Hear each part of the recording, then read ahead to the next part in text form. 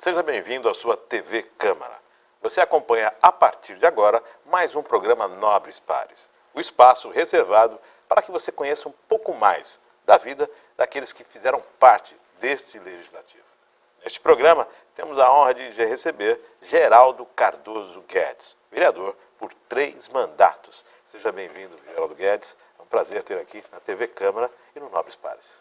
Obrigado, Márcio. Eu quero agradecer, cumprimentar você, todos os telespectadores aqui da TV Câmara e parabenizar também por esta iniciativa. Estou aqui à disposição para que nós possamos bater um longo papo aí, não sei quanto tempo, mas o tempo que for necessário estaria à disposição.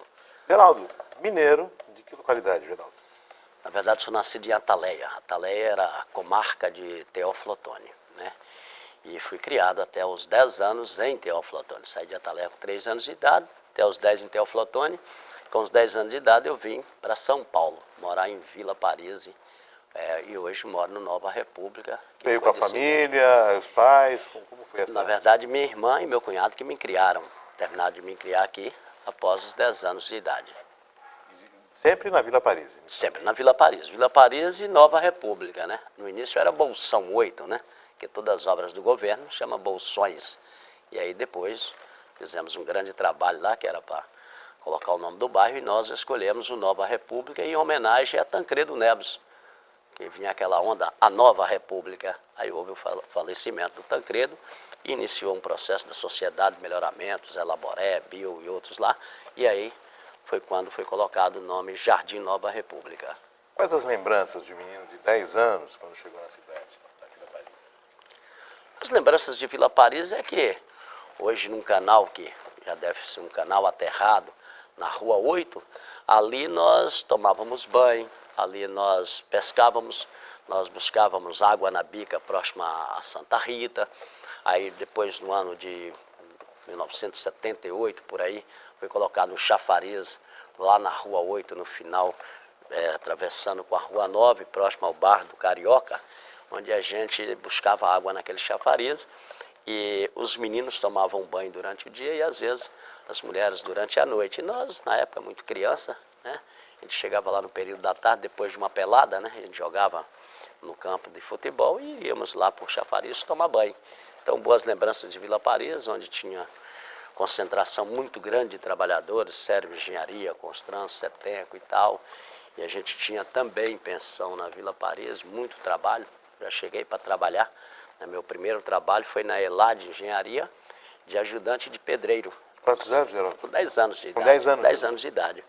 Aí trabalhei 8 meses nessa empresa, depois eu fui tomar conta de um barzinho que meu cunhado comprou, do barzinho transformamos numa mini mercearia, pensão.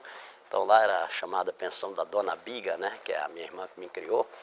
E aí as lembranças de muito trabalho, de muita luta, naquela ocasião muito problema com a poluição. Então temos muitas lembranças boas, mas temos as ruins também naquela época de Vila Paris. Mas foi ótimo. Depois da experiência como comerciante, continuou dentro da área industrial, seguiu dentro dos trabalhos da área industrial. Como é que foi a profissionalização de Geraldo Guedes?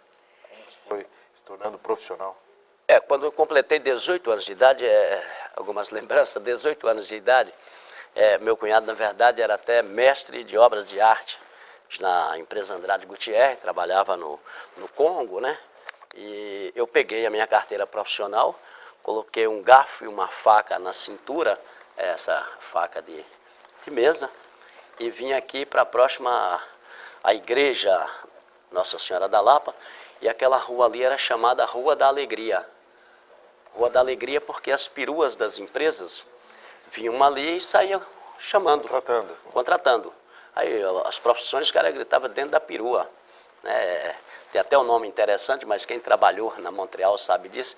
Tinha 3 pessoas contratadas na Montreal. As pessoas antigas vão entender. Era Pinto e Piroca. Piroca é um grandão que anda por aí, sempre andando, estava com tal. Então, quando eu cheguei na Praça da Alegria, gritou, servente de pedreiro, eu já levantei a mão. Aí o cara falou, moleque, tá doido, rapaz? Vai fichar, tu não precisa disso, dá licença, vai cuidar da sua vida, deixa a minha que eu cuido. E aí fui para a área da COSIPA na Clemep Engenharia, minha primeira empresa registrada em carteira, Clemep Engenharia.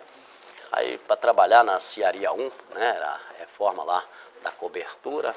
Aí passei o dia todo, quando cheguei em casa à noite, aqueles monte de pó preto, minha irmã que me criou, estava onde? Eu falei, trabalhando. Trabalhando aonde? Eu digo, na empresa. Que empresa? De qual crachá? Mostrei o crachazão azul, escrito Companhia Siderúrgica Paulista, Clemep Engenharia, cargo. Aí já não foi servente pedreiro, ajudante. Eu digo, aí já melhorou de servente para ajudante, né? Já teve uma graduação. Mas você, quem vai tomar? Não sei, cuida disso aí que eu não vou mexer mais com boteco. Eu vou trabalhar e tal. Aí na Clemep fui classificado de maçariqueiro. Depois, ao longo do tempo, acho eu, que tem coisas que vêm do destino no começo da vida. De repente eu me vi trabalhando já na Montreal Engenharia de pedreiro civil, que era a profissão do meu pai. Meu pai cuidou de nós, dos 21 filhos, com a colher de pedreiro e minha mãe lavando roupa. E aí eu fui de pedreiro, daí a pouco me classificaram para pedreiro 2, depois pedreiro 3, depois me classificaram para pedreiro de refratário, aí por fim trabalhei de encarregado, de mestre e tal, e finalizei a última empresa minha que trabalhei na Carrena do Brasil. Aí eu já fazia um comando e acompanhava o gestor do contrato. Então foi a empresa também, a última que eu trabalhei contratado, foi esta empresa. E você se especializou em refratários? Em refratário, minha especialidade. Que eu tenho o maior orgulho de dizer, quando alguém pergunta a sua profissão, eu vou fazer algumas coisas por aí, profissão de refratarista. Eu fui até fazer um boletim de ocorrência na cidade de São Vicente, e o cara, qual a sua profissão? De refratarista. Ele olhou tudo lá e disse, mas não tem essa profissão. Bom, se não tem, na minha carteira profissional eu tenho, eu sou refratarista. Ele falou, não dá para o senhor especificar melhor? Eu falei, então coloca aí, pedreiro de refratário, pronto. Já. Aí ele escreveu, pedreiro de refratário. Então eu tenho o maior orgulho, que eu dizia aqui no plenário da Câmara, eu tinha o maior orgulho de ter sido e ser um operário, continuo operário, não foi meus 3 mandatos que me mudou, para nada, eu continuo operário. Para quem não conhece, o pedreiro refratário é aquele que faz a parte interna do alto-forno, dos carros torpedos, o tijolo refratário é um tijolo especial. Sinterização, calcinação, todos, LTQ, LTF, todos esses pegam refratário, fábrica de vidro pega refratário, que é para suportar a caloria, né? Então, é essa a profissão do pedreiro refratário. E seu ingresso na política, Geraldo? Você trabalhava, operário, casa, ingresso na política. É engraçado, né? Eu fazia parte da Igreja São Judas Tadeu, fui coordenador do curso de noivo lá. E Padre Antônio Olivieri, insistentemente naquelas reuniões que ele gostava de fazer, contar poesias na frente da igreja, principalmente toda quarta-feira. Um dia ele falou, por que você não é candidato a vereador, o Geraldo? Eu falei, padre, pelo amor de Deus, praga em mim. Jamais eu seria candidato a nada. Ah, por quê? Ah, não, por isso, por aquilo e tal. Eu voto nas pessoas só e mais nada do que isso. Tínhamos na época um vereador que a gente votava sempre nele e assim por diante. Mas candidatura não, padre. Tal. Daí a pouco, quando eu vim ver, eu estava no alto forno da Cozipa, na Carrena do Brasil, o pessoal pedindo voto para mim. Fui candidato pelo PMN. PMN. Isso nos idos de 96. 96. Mas eu não fazia campanha, o alto forno dava gelada direto, daí a pouco a perua chegava para me buscar, porque o canal deu gelada, aquele negócio, a gente ia para lá trabalhar. Eu chegava em casa talvez no outro dia, às vezes meia-noite, 1h da manhã, não tinha horário de chegar, porque eu tinha um comando da equipe, eu não poderia. O primeiro que ia é o comandante, é ele que tem que ir. E aí, quando abriu as urnas, eu nem entendia tão de política, abriu as urnas, eu obtive 169 votos. E a Câmara tinha se elegido vereadores com 238, 200. Eu falei, olha, eu pedi até para o pessoal não votar em mim, que eu torcia para mim ter menos de 100 votos, que aí todo mundo, ninguém mais ia me chamar para ser candidato ruim, menos de 100 votos e tal. Aí tive 169. Aí eu continuei trabalhando, em 97, aí eu já ingressei na Sociedade de Melhoramento, depois houve um problema. Participar mais da política. Aí eu falei, agora eu vou participar, porque a pessoa que eu tinha votado nele e tal, numa eleição também anterior, ele começou a criar, foi confusão comigo de 92 a 96. 96 veio essa, aí eu não queria ser, mas daí a pouco terminei sendo. Aí eu andava até engraçado, que os candidatos da igreja era eu e o Toninho Ribeiro. Toninho Ribeiro. É. Aí nós íamos para a capela da Cota, do João Manuel, de tudo quanto é lugar a gente ia. E eu já era natural, mas o padre Antônio Olivieri e Beto, todo sábado, religiosamente, a gente ia para o Centro de Recuperação Dona Adelaide, em Santos, onde as moças, as garotas, que eles falam de vida fácil, mas eu acho que não é fácil, eu acho que é de vida difícil, elas engravidavam e não poderiam ficar naquele local. Então, levava lá, ali na Pinheiro Machado, em Santos, e ali elas ficavam hospedadas. Então, lá começamos a arrumar a capela, aqueles negócios todos, e pintar. E quando saía de lá, deixava o padre aqui no casqueiro, ele dormia. Quando era 16 horas, 17, a gente ia para a igreja, eu e o Beto da Lena. Aí nós íamos para a Capela de São Pedro, na Cota. E aí, quando veio a questão da eleição, ele falou: o candidato da igreja é você e Toninho. Aí Toninho ia lá, falava lá no altar, depois eu ia, mas eu ficava mais admirando o Toninho falar. Sempre foi. O Toninho falava bonito pra caramba, eu dizia: rapaz, esse cara vai ter todos os votos, todos os votos daqui vai ser desse cara, eu não vou ter nada. E realmente o Toninho, naquela época, acho que teve 400 e poucos votos, eu tive 169. Aí eu dei continuidade. Quando foi em 2000, eu vim candidato pelo PGT, Partido Geral dos Trabalhadores. PGT. Aí naquela época foi engraçado, porque obrigaram o PGT, eu também continuava sem entender de política, aí fizeram lá, obrigaram o PGT a se coligar com PTN e PPS. O PPS tinha os 3 RMs, foi chamado assim: líderes comunitários e operários irão enfrentar os 3 RMs. Os 3 RMs eram Rubens Marino, que tinha tido na eleição anterior 900 e poucos votos, quando se ganhava com 300, ele teve o triplo. Rosban Medeiros, que tinha obtido também 800 e poucos votos, e Romeu Magalhães. Então eram os 3 RMs. Aí o pessoal já: vocês são malucos, vamos sair candidatos. Eu falei: olha, eu sou candidato a vereador, então vamos para cima disso aí, fazer o quê? E realmente fomos para cima. E aí eu ganhei a eleição com 786 votos, o Romeu teve 734 e foi eleito vereador também. Na época, meu primeiro suplente ficou o Rogério da Vila dos Pescadores e ficou o segundo suplente, se não me engano, o Rafael de Barros. Então, nós superamos os 3 vereadores. Os 3 RMs. Os 3 RMs. E aí, cheguei. Aí houve depois votação da Câmara, que eu não sabia o que era isso também. Aí já me Chegou totalmente desinformado, sem... Assim, eu lia muito a Constituição Federal, isso eu sempre li, né? Desde muito, meu pai é analfabeto, mas dizia que a gente tinha que entender a lei para respeitá-las. Então eu lia muito a Constituição Federal, eu lia o regimento interno da Câmara, eu lia a lei orgânica do município, mesmo antes de ser vereador, eu já fazia isso. Então, mais ou menos sabia, mas não entendia como é que funcionava aqui dentro. O funcionamento da casa. Aí iniciou o processo de candidatura a presidente da Câmara, aquele negócio. Eu digo: olha, eu estou fora, vê em que eu voto, eu não sei o que. Não, tem uma reunião, não é assim não. Que aí começou gente na minha casa, quando eu ganhei a eleição: olha, eu sou diplomado, eu tenho não sei quantas diplomas, estou muito tranquilo para ser o presidente da Câmara. Eu digo: tá bom, eu voto aí, na hora vocês viram como é que faz aí. Aí surgiu o Tião. Aí eu falei: o Tião, eu já tinha amizade com o Tião há muito tempo, o Geraldo sabe e tal. Tião, eu voto em você, pronto, acabou. Eu voto em você, eu também sou decidido. Se falar que eu voto em você, acabou. Palavra uma só. Uma só, eu não mudo palavra. Agora vamos negociar, como é que vai ser isso aqui? Aí, Rosimério, primeira secretária, Tião, presidente, Luizinho, vice-presidente, e não sei quem era o segundo secretário, e estava aquele negócio todo. Daí a pouco um gritou lá: não, o segundo secretário é Geraldo Guedes. Eu disse: vocês estão de brincadeira comigo, eu não sei nem o que é isso. Aí me elegeram, realmente, segundo secretário, mas com um acordo. Olha que acordo, são uns acordos terríveis, mas nós fizemos e deu certo. A próxima legislatura, então, a próxima mesa, Luizinho, presidente. Depois, olha só, depois vai ser o Geraldo Guedes, depois vai ser o Tucla, depois vai ser o Alemão, e depois veio que entrou naquela conversa também o Donizete, quando ele foi eleito em 2004, né? Porque 2000 para 2004 ele não foi eleito vereador, ele foi eleito em 2004, do meu partido, que seria Donizete. Então todo mundo fez uns compromissos de 3 campanhas. Vocês fizeram os compromissos, e quem permanecia na próxima legislatura mantinha o compromisso com o grupo.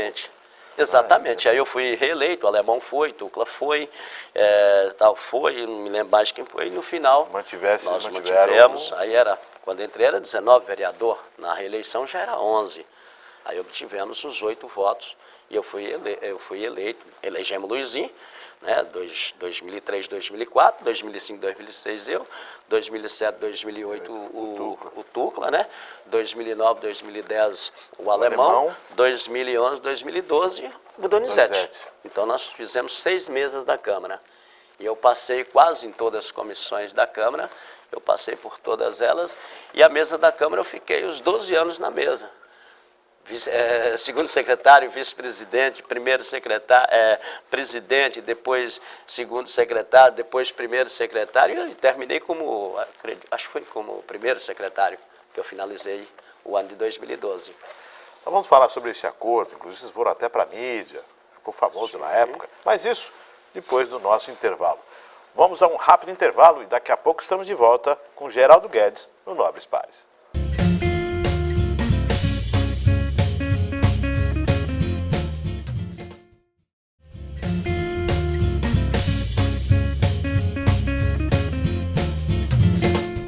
Estamos de volta nesse segundo bloco, esse bate-papo com o ex-vereador Geraldo Cardoso Guedes. Geraldo, no finalzinho do primeiro bloco, falamos sobre a composição da mesa. O acordo, inclusive, ficou famoso na cidade quando vocês foram a um jornal, vou até colocar o nome do jornal, da Tribuna, na época, e publicaram que existia um acordo e queriam cumprir o acordo. Muitos não acreditaram, principalmente na eleição de 2004. 2005 seria desfeito esse acordo, porém, foi mantido e perdurou por muito tempo. Sim, cumprimos 6 mesas da Câmara, 12 anos. 12 anos. Quando a gente falava que tinha certeza até da reeleição, não era certeza da reeleição. Que eu dizia sempre que eu nunca fui candidato a nada. Eu sempre candidatava os meus trabalhos. Então, no primeiro dia que eu entrei nesta casa aqui, em 2001, a primeira coisa que eu peguei foi um movimento do desempregado na frente da Câmara. E era uma multidão, não era 50, 100, não, era mais de 2.000. E eu vim entrando por aqui, alguém falou, entra por trás aqui que está tendo um movimento. Eu falei, não, vou entrar por aqui, ué. Aí fui lá e fiquei perto do rapaz que estava com o microfone xingando os vereadores. Um dia de mandato, primeiro dia útil. Aí eu fiquei na pé dele, nem sabia que eu... Aí deu, tá aqui o vereador Geraldo Guedes e tal. Aí eu entrei, peguei o microfone e falei, olha, vamos botar em busca de emprego. E botamos mesmo, fizemos trabalho na CR Almeida, que contratou muita gente, depois Sanco, Enes e tal. Consegui naquela época com o prefeito Clermont que fornecesse o café com leite, o pão com manteiga para eles, até tal, que eles tinham uma casa do desempregado ali. Florisvaldo, né? E aí a gente andou pela avenida, fomos na porta da Camargo Correia e de outras, baixavam a porta. Digo, a partir de hoje, na porta das empresas, né? Das empresas. Se não contratar nossos trabalhadores, nós vamos ter que fechar essas empresas na cidade. E aí foi quando nós fomos até a Cosipa também, né? Nós fomos até lá, para poder falar com o Marco Polo e outros lá, que se não contratasse o pessoal de Cubatão, que nós iríamos montar o gabinete na frente da Cosipa. Já que tinha uma rodoviária de Ipatinga lá, a gente ia colocar o Poder Legislativo lá na frente. Marco Paulo ainda se espanou comigo lá. Eu digo, não te devo nada não, rapaz. Não te devo nada. Eu vim aqui em defesa do nosso povo. E na época foi acho que 9 para 10 vereadores, nós somos Tião, presidente da Câmara. Falei, presidente, o senhor concorda em construir nossas 19 salas aqui? O vereador que quiser vir, vem. Quem quiser não vem, mas eu venho, já estou garantindo que eu venho. Então já põe o meu bem perto do senhor. Porque se não contratar esse pessoal de Cubatão, nós vamos fazer isso. Aí depois todo mundo chamou de maluquice, né? Que o Carlinhos inventou aquele projeto Carteira Assinada. Carteira Assinada. Eu até brincava, o Carlinhos é a carteira assinada, mas só a dele, né? Eu até brincava com ele, falava no plenário, mas não, aquilo deu resultado. Teve curso de pedreiro refratário pela Calorisol, teve curso de soldadores, nós temos a Adélia, a Marciana, várias outras fizeram curso, muitas soldadoras hoje, que foi daquela época. A Sanco fechou bastante gente, a Inesa, e assim, várias empresas do polo industrial contratou o pessoal nosso da cidade. Então, foi válido aquelas lutas, então, porque quando eu vim para a Câmara, eu disse que ia lutar em benefício do nosso povo. Então, assim como o acordo que eu fiz com os vereadores que votariam neles, independente, votaria naquele que combinamos e conseguimos ganhar 6, eu também fiz um compromisso com o povo naquela ocasião, que eu viria para esta casa aqui para trabalhar e defender o nosso povo. E eu fiz isso até o último dia do meu mandato. Você é uma pessoa que viveu o chão de fábrica, viveu a indústria, viveu um período de crescimento na cidade de Cubatão e, de repente, você se depara com uma qualificação profissional. O que mudou nesse tempo, Geraldo? As empresas mudaram, a necessidade se tornou maior ou as vagas se tornaram reduzidas? Além das vagas, reduziram, lógico, igual eu disse que a CETEM tinha 10 mil homens, a Serve Engenharia tinha mais 10 e tal. Lógico que mudou esse quadro. Mas o que eu não posso concordar com os empresários do nosso polo é dizer que nós não temos qualificação. Não é verdade. Não é verdade. Nós temos bons encanadores, mecânicos, soldadores e todas as funções. Né? Tem pessoas que não sabem, mas nós temos na cidade até uma cientista que cuida de câncer do pescoço, que essa menina é moradora da Vila São José e é da USP. Então nós temos até isso na cidade. Temos muitos intelectuais na cidade, fora esses profissionais, pedreiro, carpinteiro, armador, todo tipo. Todo esse quadro que necessita... O que está precisando em Cubatão, eu já dizia e volto a repetir, falta da oportunidade. Nós temos aí no Senai um monte de jovens, adolescentes que estão se formando de mecânico, de técnico, disso, daquilo. Aí quando ele termina, ele vai em busca de um emprego. Chega lá, o cara diz experiência. Então tem que trocar essa palavra experiência pela palavra oportunidade. Dá oportunidade para ele. E eu vou dizer de que forma. Eu disse isso para o engenheiro Nelson Cobb da Calor de Sol, ele deu essa oportunidade. Formou hospedeiro e refratário na fábrica da comunidade. A Montreal Engenharia fazia muito isso. Nós tínhamos escolinha de refratário. Nós pegávamos ajudante e colocava ele lá na Ilha dos Amores para ele começar a montar cambota, isso e aquilo e tal. E aí classificava ele de pedreiro 1. Pedreiro 1, aí ele ia trabalhar de pedreiro 1. Aí daí a pouco ele era classificado por 2, depois por 3, que era o salário mais alto. Então hoje, já que não dá para contratar um menino de mecânico que sai do Senai, contrata ele de auxiliar de mecânico, depois meio oficial e depois oficial. Aí ele vai adquirir experiência, mas primeiro tem que ter oportunidade. Eu acho que é esse relacionamento que está precisando ter na cidade. Quem sabe a prefeita, junto com os vereadores, procurar esta oportunidade de falar com as empresas para fazer isso. Eu acho que ajudaria muito a nossa cidade. Você foi muito crítico aqui no plenário. Eu lembro a época que você e o ex-vereador Tucla, né, vocês eram ferrenhos em cima da CETESB. Vocês batiam maciçamente na questão da CETESB, Geraldo. O objetivo, melhorar o atendimento da CETESB na cidade de Cubatão. Qual era a crítica? O que você sentia da CETESB naquela época? Eu acho que a CETESB continua inoperante. Eu acho que a CETESB continua inoperante na cidade. A CETESB, eu até falo na questão ambiental, se você tirar um galho de uma árvore, é perigoso você ir preso. Agora, todos nós sabemos, eu fiz denúncia aqui ao Ministério Público Federal, Estadual, ao Ministério do Meio Ambiente Nacional, Estadual e tudo, e não deu em nada de empresas que fizeram um grande desmatamento na cidade. Eu nunca recebi resposta de nada. A CETESB depois informou que deu 42 multas na empresa, mas e daí?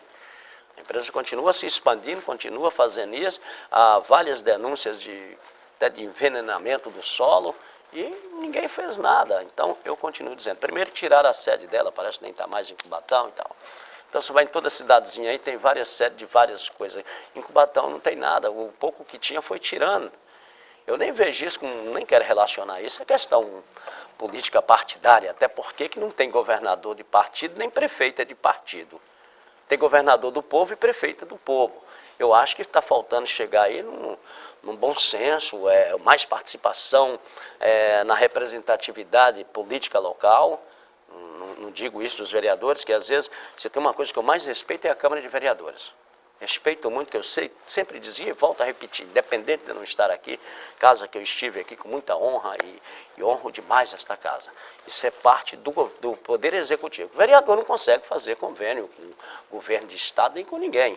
Às vezes o vereador se mendiga até para um secretário falar com ele. Então não podemos pôr culpa em vereador nesses assuntos. Ele só vai legislar nos projetos de lei que vem aqui e mais nada do que isso. Então eu acho que falta uma aproximação maior do governo municipal com o governo estadual, parar com as picuinhas políticas e resolver as coisas. porque, como eu disse, eu era crítico, a CETESB mesmo avalia a água. Então, o governo do estado avalia se ele está bem ou se ele está ruim, mas quando será que eu ou você... A raposa tomando conta das galinhas? Seria mais ou menos então, isso? eu vou colocar defeito em mim. Eu não tenho defeito, eu só tenho qualidades. Quem tem que colocar defeito em mim é você ou qualquer outro. Então, agora eu chegar aqui e falar mal de mim, eu não consigo. Eu não vou conseguir nunca. Então, a CETESB não pode fiscalizar ela mesma. Dentre os vários projetos que você teve nessa casa, Geraldo, qual você destacaria? Qual deles te enche mais de satisfação e de realização? Eu sei que foram vários, mas... Sim. Me encheu de alegria e hoje eu fico muito triste quando eu vejo pessoas que me procuram, principalmente na questão da saúde, que todos sabem que eu visitava o pronto-socorro meia-noite, 1h da manhã, 2h da manhã, ia no hospital, visitava as alas, mandava abrir as gavetas, que remédio estava faltando, se estava faltando, para que servia e tal. E foi quando, certa vez, uma senhora me procurou para fazer uma cirurgia de catarata. E tinha um mutirão do governo federal, que vinha uma vez por ano, fazia 200, 300 cirurgias, ia embora e um bocado ficava cego depois, que não tinha para onde ir. E aí foi quando eu, visitando, disse que nada se cria, tudo se copia. Eu copiei da cidade de Limeira, que tinha um projeto chamado Catarata Zero. Pedi explicação por aquilo e aí eu apresentei um requerimento, que o vereador não pode apresentar projeto de lei que gere ônus para o município. Só o prefeito pode gastar o dinheiro. O vereador só fiscaliza. E aí, na época, o prefeito Clermont, junto com o Paiva, nós implantamos o projeto Catarata Zero. Fazia em média, começou com 18, 20, 30, 50, 80 por mês, cirurgia de catarata, com o doutor Elcio e equipe. E aí, infelizmente, isso foi em 2009, foi acabando aos poucos, e hoje eu vejo as pessoas que continuam com essa dificuldade de fazer uma cirurgia de catarata, que quase todo mundo, a partir dos 40, começa a ter. E um outro projeto meu também, que eu sinto muita tristeza dele, que é o PSH, Programa Saúde do Homem, que hoje eu vejo aí que quando se faz a cirurgia não tem o remédio, se tem o remédio não tem a cirurgia, então não adianta nada. Foi quando eu criei, que você até acompanhou, que todo mundo deu risada, que foi exatamente no mês de novembro. Novembro Azul? Novembro, que eu estava em Brasília e vi quando lançou isso aí lá, não me lembro o ano exato, que morre um homem a cada 66 minutos no Brasil de câncer de próstata. E além disto, o homem cuida da próstata e esquece do testículo. E às vezes ele esquece do coração, ele sai esquecendo. Então o programa Saúde do Homem era para fazer um check-up no homem. Aí tinha a doutora Ademir e equipe que ia nos bairros, fazia palestra. Alguém que tivesse que o sintoma do câncer de próstata é quase, não dá nem para saber quase. Aí ele passa algumas coisinhas lá e tal. E aquelas pessoas que tinham mais ou menos aqui, acompanhava ele. Olha, doutor, sabe, eu tenho isso. Ele marcava tudo em sigilo, que o homem, para ir no médico é difícil e tal. E criamos esse projeto, PSH, Programa Saúde do Homem. Esse projeto também parece que hoje é inexistente, que eu vejo as pessoas reclamando da falta de remédio, a falta de cirurgia, a falta disso, e com isso vai aumentar o índice de um homem a cada 66 minutos no Brasil morre de câncer de próstata. Então pode ser que em Cubatão esse índice até aumente, porque não tem tratamento. E depois eu criei um outro projeto interessante que eu achei, que foi o projeto Cubatão Todos a Bordo, onde nós conseguimos curso gratuito na Fan Club e na Infinity Brasil para 80 jovens. Para trabalhar embarcados. Em cruzeiros. Porque tinha muitos que falavam cruzeiro e via aquele negócio de poste com um navio bonito e era tudo estelionatário aquele pessoal. Aí eu fui em busca disso aí.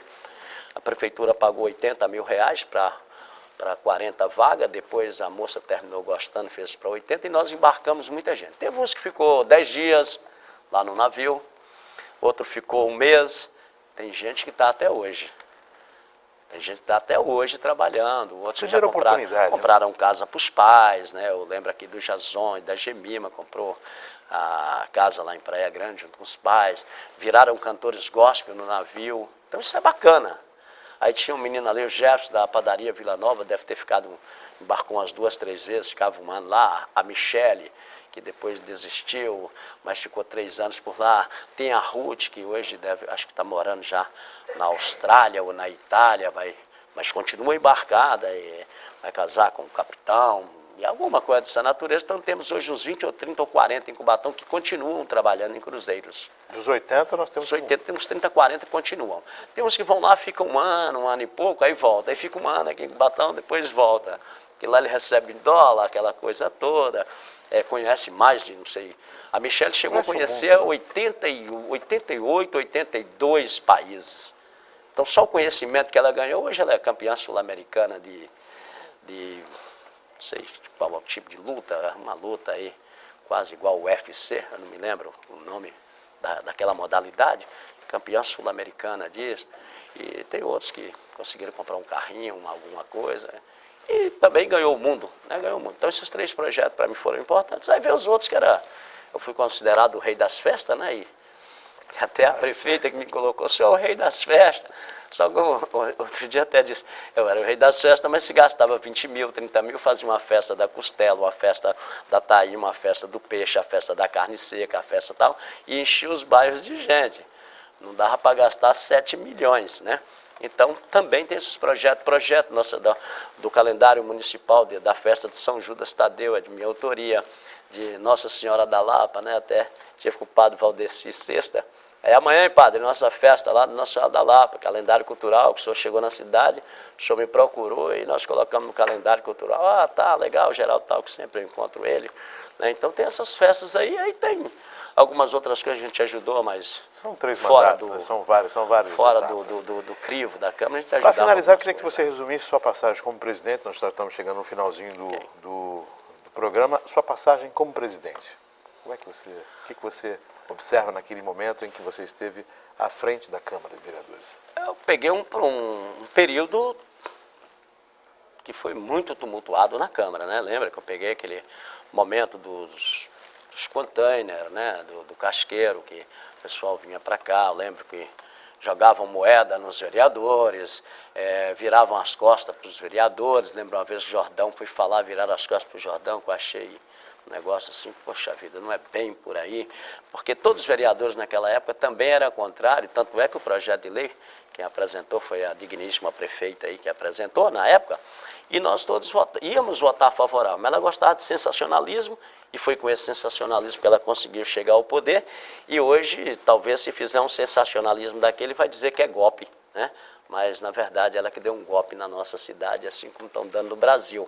Mas eu vi que naquela época eu trabalhei bastante como presidente, foi muito complicado, todo dia chegava um processo contra mim, eles inventavam um processo e entravam no anonimato contra mim, eu sempre debati com todos eles, sem nenhum problema, mas para mim foi uma experiência muito boa, né? E como você disse que é para finalizar, eu quero agradecer a você, ao presidente da Câmara, por esse projeto bacana que é trazer os ex-vereadores aqui para estar falando. Sei que na Câmara tem outros programas também importantes para a população. Então, parabenizar o presidente da Casa, o Aguinaldo, e vocês da TV Legislativa aí, todos os funcionários que vejo aqui de grande competência da nossa cidade, né? A gente tem muito carinho por isso.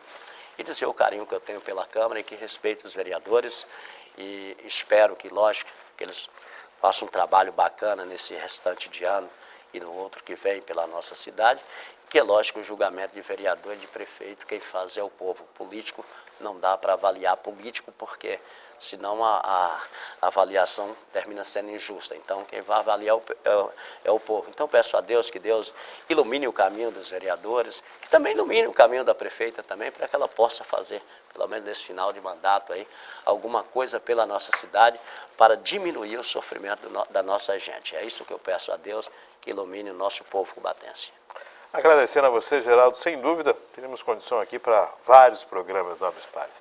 Agradecendo a sua participação, agradecendo a sua audiência. Lembrando que por trás das câmeras tem uma equipe, as pessoas que tornam este momento possível. Nosso agradecimento a toda a equipe técnica. Continue na programação da TV Câmara. E até o próximo Nobres Pares.